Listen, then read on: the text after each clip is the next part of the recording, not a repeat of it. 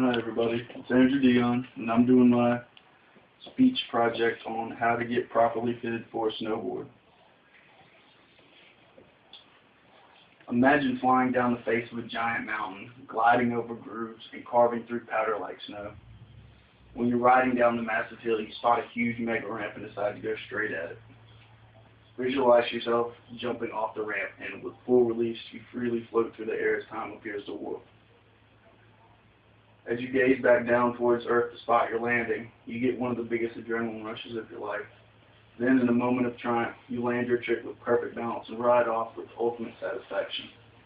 The feeling I get when I snowboard is unlike anything else I've ever felt.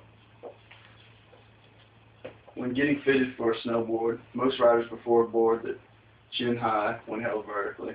A typical formula for calculating board size would be X, rider's height in inches, multiplied by 2.5, then subtract 25.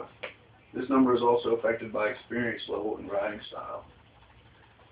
Longer boards are typically used by beginning riders who prefer a wider base that gives the rider more control when maneuvering.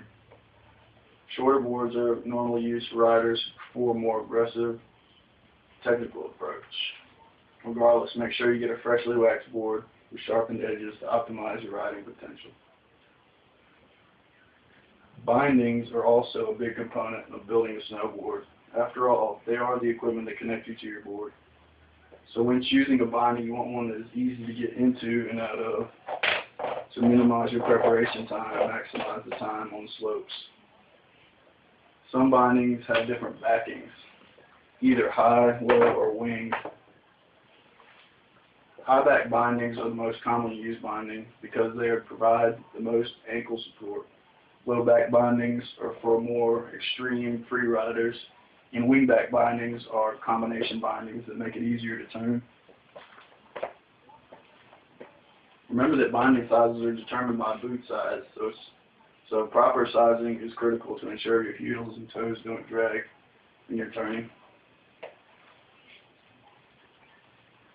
Because binding size is determined by boot size, it is essential to have a perfectly fitted boot. You will definitely be in a world of pain after a full day of riding if your boots aren't made for you. So make sure you take the time out to get the right set of boots. With brands like Nike and DC joining the field, its snowboarding boots have become very comfortable as they mold and flex to fit a rider's motions. This is definitely the most important step in getting fitted for your setup, so take the time to do it.